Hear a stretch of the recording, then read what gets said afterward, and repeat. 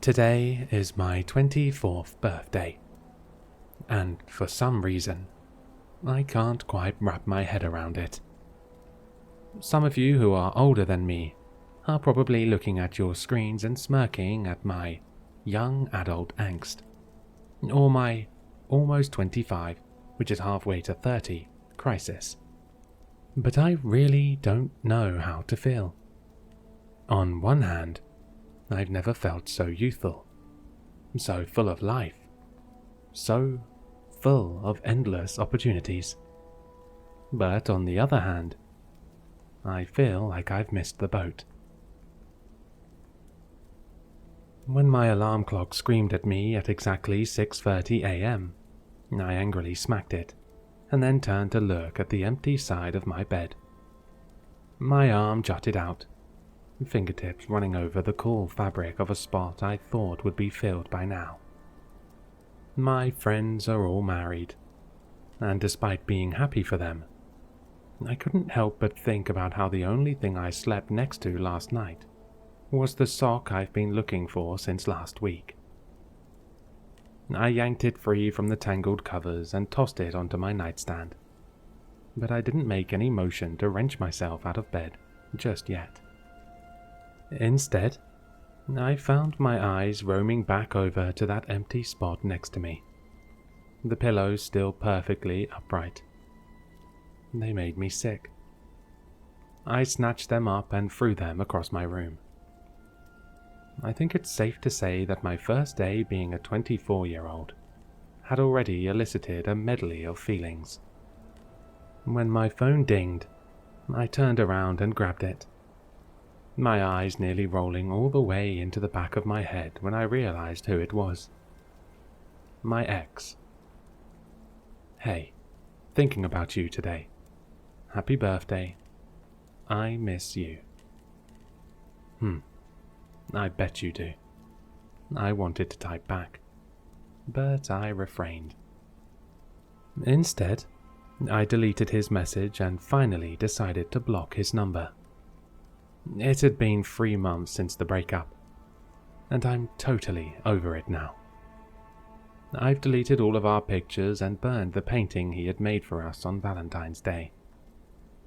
It didn't make me feel any better, but I couldn't stand to look at it any longer. Ding. As I peered down at my phone again, I swiped up and smiled this time. Heather. Happy birthday, gorgeous. You got any plans tonight? No, but I think I'm going to do a rain check on whatever you've got up your sleeve. She instantly responded, my smile widening. She was insufferable. Come on, it's your birthday. You got a secret coffee date or something instead? Winky face. I laughed and quickly typed back. I wish. She replied, So, I was thinking we could celebrate your birthday tonight with tacos and margaritas. Our usual spot. Amelia and Jolie will be there too.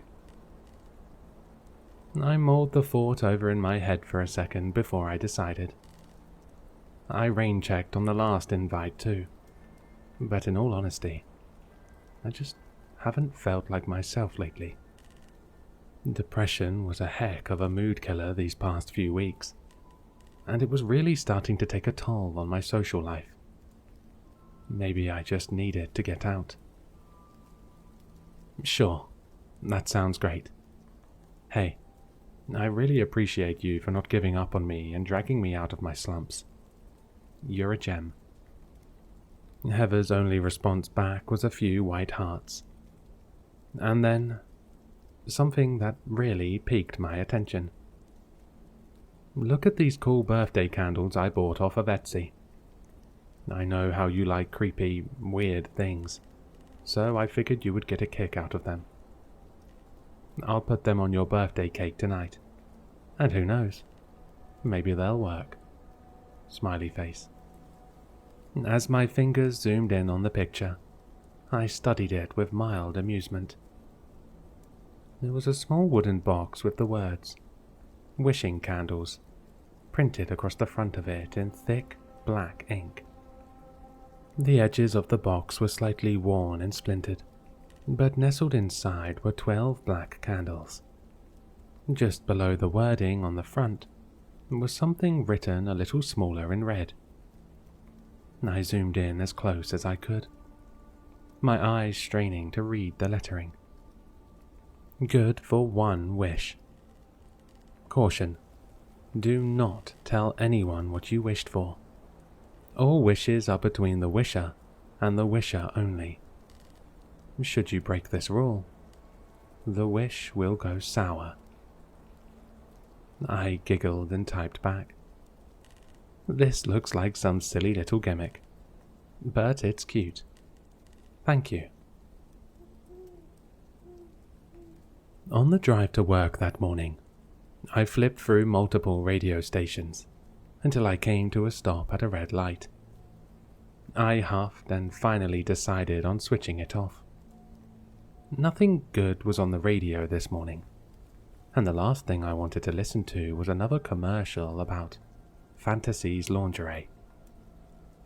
As my eyes wandered over to the time, it glared back at me disapprovingly.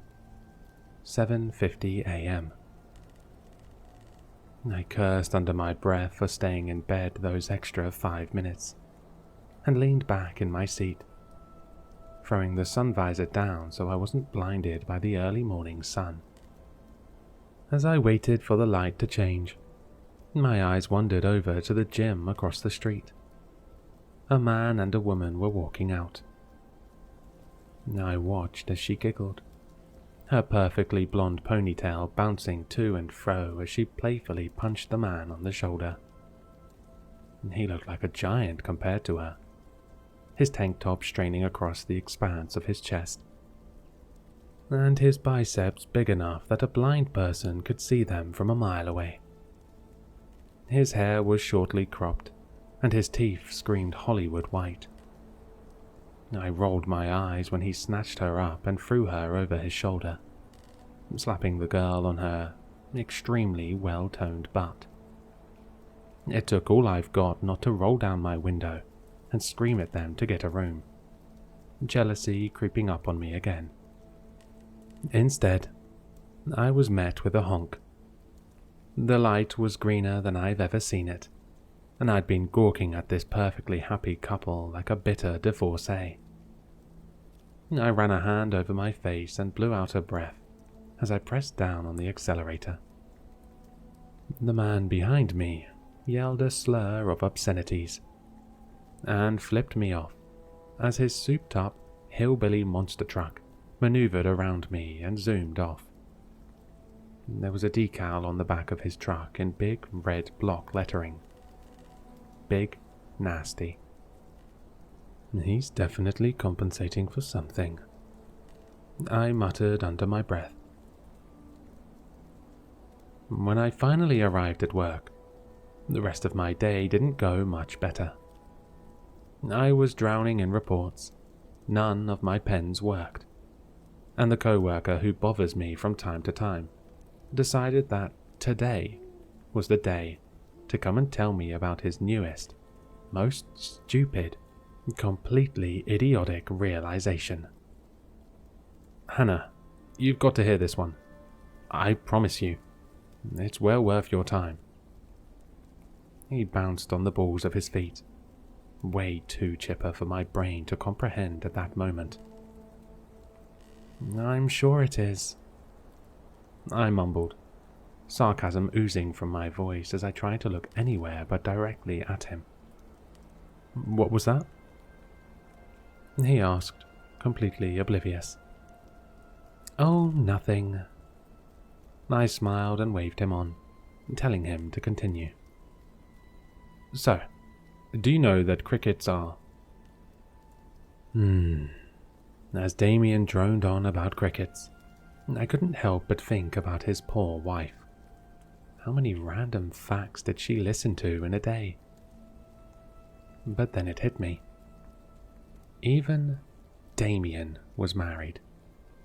Somewhere out there was a woman who loved Damien and his stupid fun facts. Even he had someone to sleep next to at night.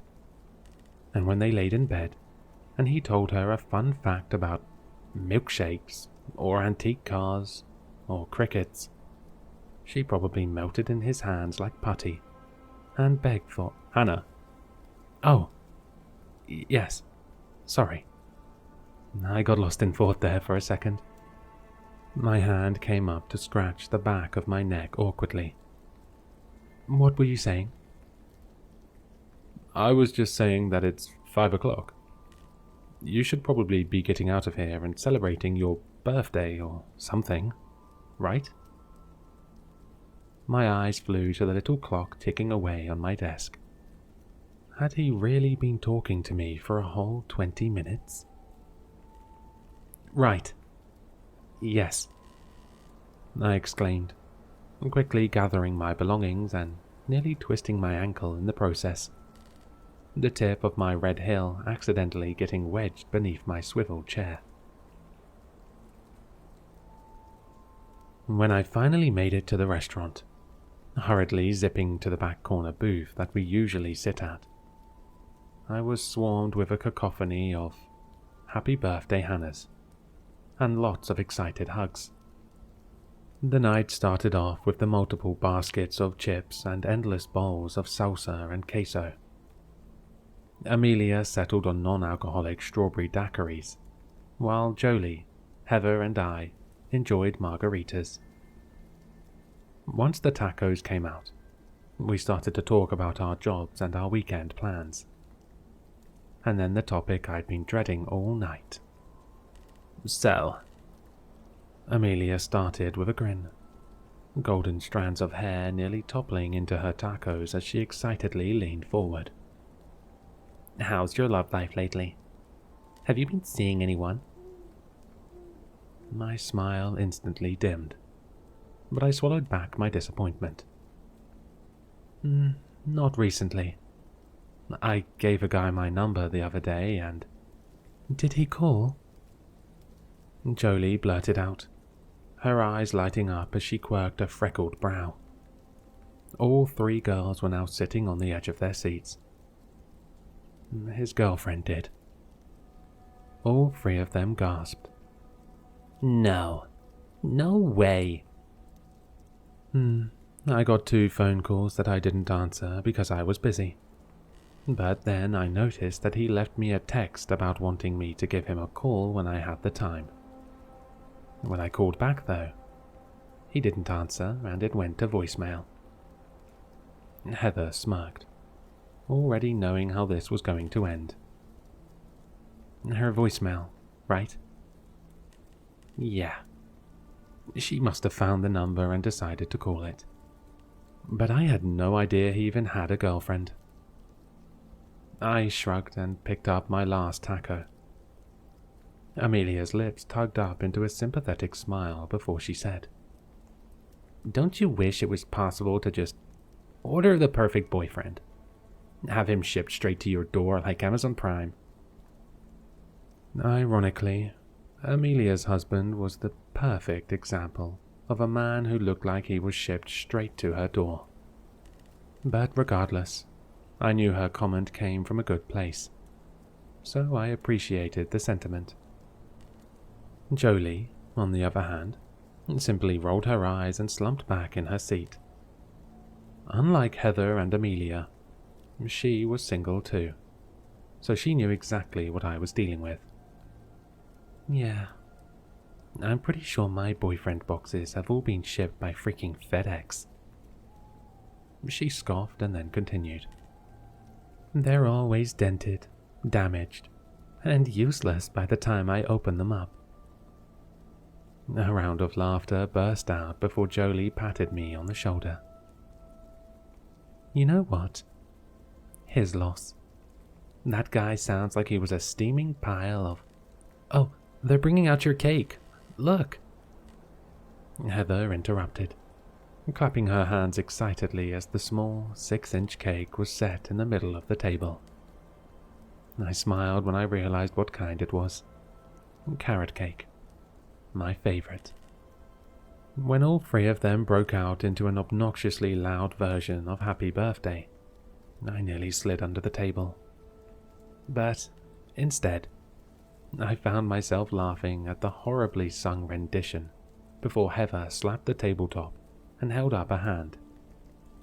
"Wait, the candles. I almost forgot." As she scavenged through her purse, we all waited patiently before she finally yanked them free and slid them out of the box. Jolie and Amelia helped her position all 12 of them on the cake before the waiter lit them, and then trailed back off towards the kitchen. With a wink, Heather glanced at me and said, "Make a wish." A large part of me thought it was silly, but a small part of me whispered, "If there's even an inkling of a chance that these candles work, maybe I should make it worthwhile." And so I did. With a large inhale of breath, I slowly closed my eyes, blew out the candles, and made my wish, the words echoing in my mind. "If these candles really do work, please send me a boyfriend. Someone who is loving and kind. Someone who is loyal. Someone who is my other half." When I finally got home that night, I kicked off my heels and untucked my blouse. I was bordering on drunk after those shots I had at the bar after dinner, and at that moment, I wanted nothing more than to curl up in bed and crash. After changing into my PJs and passing out, I didn't think much about the wish, until I heard my doorbell ring. I rubbed my eyes and peered over at my alarm clock. 11:11 stared back at me. Who in the world was at my door at this time of the night? As I crept out of bed, I slid down one of the blinds and peeked out. My brows furrowed when I noticed an Amazon truck parked out in my driveway. Heck, I knew Amazon was dedicated, but this was some next level stuff. I grabbed my robe off the back of the bathroom door, then wrapped it around myself and slowly tugged open my front door. A curious look plastered to my face when I noticed the very large box standing upright before me. "Hi. I'm so sorry for the late delivery. This was ordered with same-day shipping, and we almost missed it." He laughed awkwardly and then paused, handing me a clipboard before pointing to the dotted line. "Are you Hannah Hoffman?" With a nod, I rubbed the sleep from my eyes and quickly signed the line below. "Do you need any help bringing this inside? The box is fairly heavy." I eyed the man for a second, somewhat warily before I said, "That's all right. I think I can take it from here. Thanks." With a salute, he headed back to his truck and backed out of my drive. When I made an attempt to drag the box into the house, though, I struggled. It was a lot heavier than I thought. Suddenly, I was second-guessing not asking for help. When I finally had it in my living room, I stared up at it for a second, confused and curious. This box had to be at least 6 feet tall, and I hadn't ordered anything, let alone something this big. Perhaps it was a birthday gift from one of the girls, but in my sleep-deprived state, I couldn't care less. I was way too tired to even deal with this right now, so I decided to just open it in the morning and head back to bed. When my alarm clock went off at its unusual time, I awoke with a start. Something warm and solid pressing into my back. I instantly froze. A large hand slid out from behind me and silenced my alarm. before wrapping itself around my waist. "Good morning," the voice whispered, deep and gravelly from the sleep, as lips pressed against the side of my head. A sharp breath left my mouth, as my heart pounded out of my chest. Who are you?" I asked, my voice failing from trembling lips. A deep chuckle left his mouth, warm and dark. You don't remember?" Turning to face him, I paled, the realization dawning on me. This is exactly what I'd imagined when I made that wish last night. Dark hair, sharp features, and cool blue eyes. Eyes that were studying me quite intently, with a mischievous little gleam. I watched as his lips slowly tugged up into a smirk. "Listen," I started, trying to find a logical explanation for why this man was in my bed. "I think I may have had one too many drinks last night." A blush burned at my cheeks. "I hate to admit that I don't even remember your name, but did you come home from the bar with me last night? It's all kind of a blur." I watched as he tucked a strand of hair behind my ear, before he smirked again, an amused expression melting onto his perfectly sculpted features. "Unless the bar was disguised as an Amazon Prime truck. I don't think so." And that's when it hit me. The box. The freaking 6-foot box. My eyes warily traveled back up to his, before I stuttered out. "No. You're kidding. You've got to be." With a shake of his head, he pointed to his chest. It looked like a tattoo of sorts, but when I got a closer look, I was even more confused. My fingertips reached out to trace the lettering as I read, "Made in Texas." With a shove, I broke free from his embrace and ran into my living room. The box was on its side, and packing peanuts littered the floor. "You've got to be kidding me." As my feet padded across the hardwood, I stopped when I saw the shipping information sprawled out near the box. I quickly picked it up and began reading. "Thank you for your order from Mail a Man, trademark, in Texas, where your wish is our command." The second I felt him come up behind me, his arms wrapping me in the warmth of his embrace, the paper fell from my hands and fluttered to the floor. "What's the matter, sweetheart?" His voice was like velvet to my ears, but my body was screaming for me to get away, warning bells sounding off loudly in my head. And that's when I felt it. The cool feeling of metal pressing into the skin of my throat. I hissed when I felt it graze the skin, my hands freezing at my sides in complete and utter shock. I was in no position to try and fight this right now, not with a knife to my throat. So I did the only thing I could in that moment. I begged, "Please don't do this." My eyes flicked down to the paper, a name staring back at me. "Maverick," I mumbled, my words falling from trembling lips. "Please, put down the knife."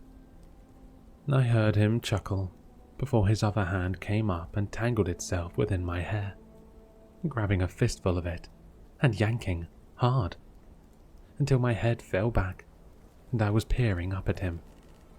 "Say my name again," he rasped, the sound a primal sort of growl. I shuddered, tears welling up and threatening to spill over. Why are you doing this? What is all of this? Do you remember the directions of that box of candles, darling? I cringed, the pet name anything but endearing. Yes. I breathed out shakily. Did you follow the one rule on the box? I think so. My memory was foggy though, and I wasn't sure if I had or not. I watched as his brow lifted and his lips tugged up into a wicked smirk before he released my hair and backed me up against the wall, the knife still trained at my neck. He towered over me, his presence ominously imposing. If I didn't figure this out quickly, I knew something horrible was about to happen. Wrong answer, he hissed, his warm breath fanning out across my ear as he leaned in. But my voice trailed off. I don't remember telling anyone. Oh, but you most certainly did.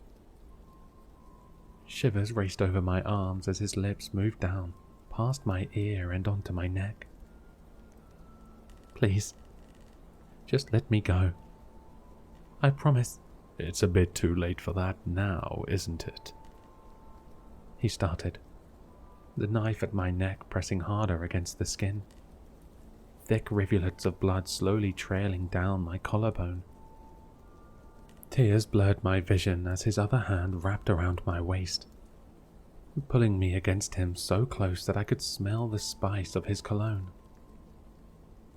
I don't want to hurt you, he whispered, words trailing off as his lips hovered dangerously close to my own. My eyes looked anywhere but directly at him, and I gasped when I felt his hand grip my chin and tip it upwards, hauntingly blue eyes meeting my own. I want to destroy you.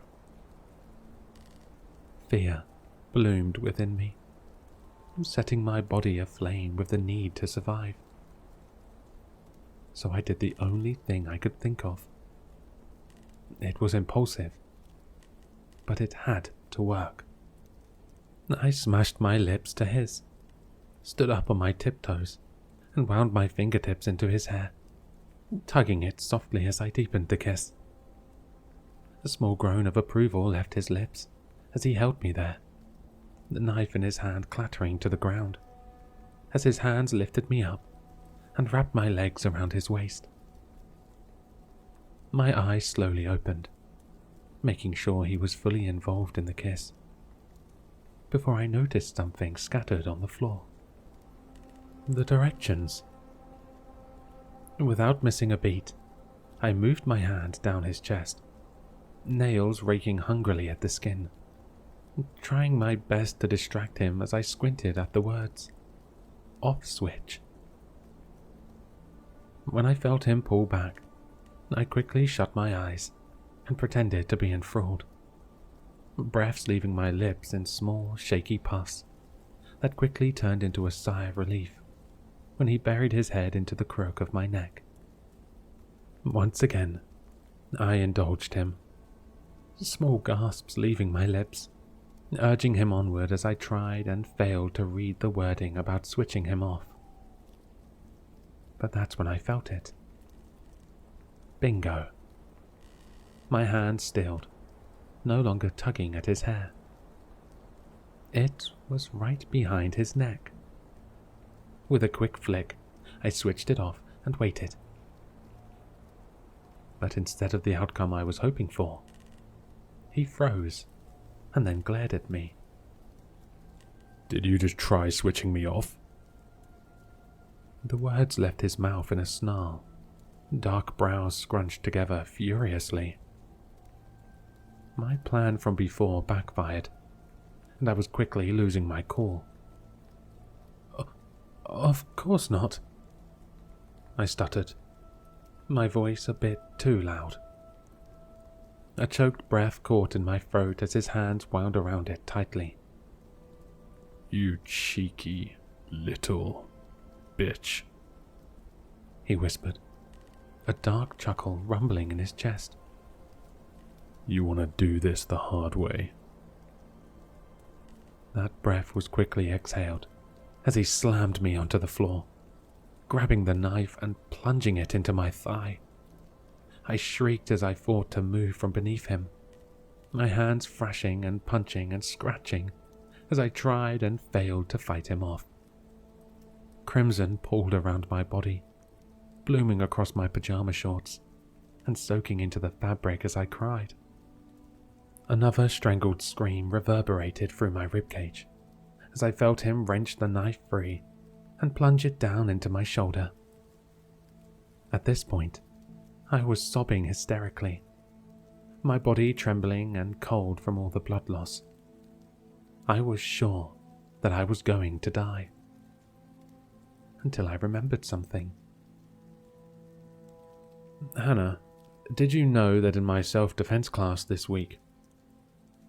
I fought to remember, sifting through the pain and the ever-mounting confusion that muddled my thoughts as more and more blood flowed around me. "Damien, I'm really busy right now. Can you—" "No, this is a good one. Did you know that if someone's on top of you and your upper body strength isn't as strong as your opponent's, all you've got to do is buck your hips to get them off balance?" With the last of the strength I could muster, I balled my hands into fists, fingernails biting into the flesh of my hands as I fought back the pain and bucked my hips upward as hard as I could. Maverick jolted and fell off of me, his back hitting the ground with a hard thud.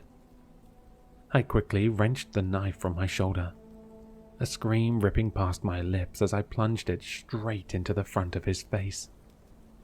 With a gurgled wail, Maverick stumbled backwards, writhing on the floor, a strange crackling sound filling the air as his body spasmed and then stilled. A strange black substance oozed from his nose and mouth. But I was far too worried with the fact that I thought I was going to pass out.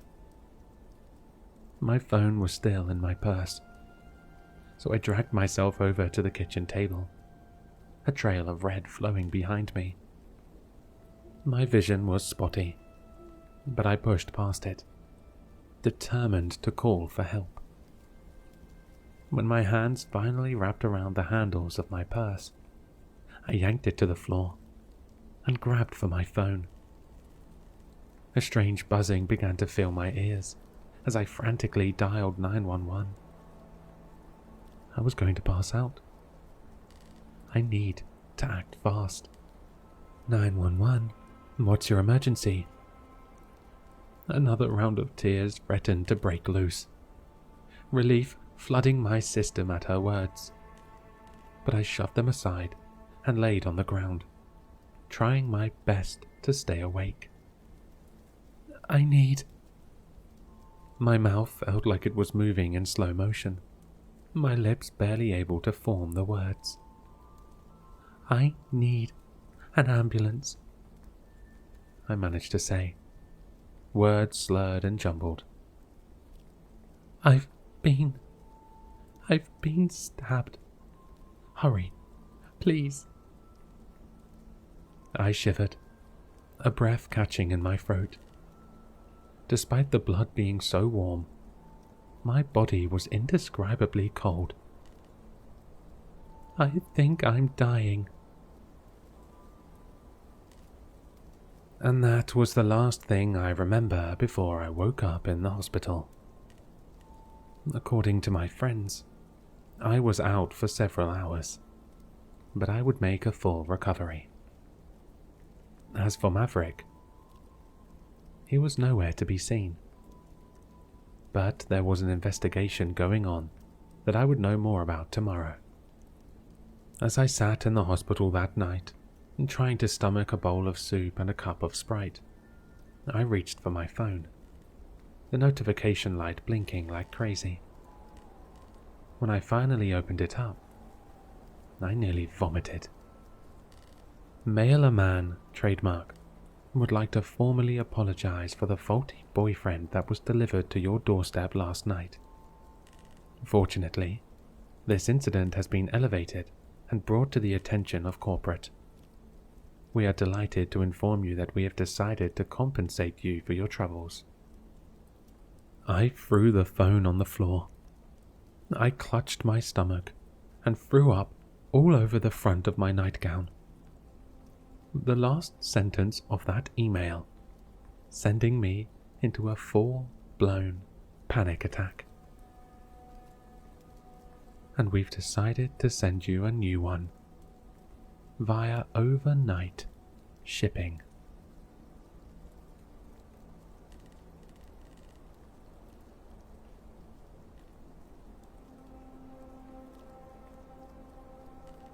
Hello, Sinister listeners. If you've enjoyed this story, then you'll find all the author's information in the description below. For more content, be sure to like, comment, and subscribe to succumb to the sinister.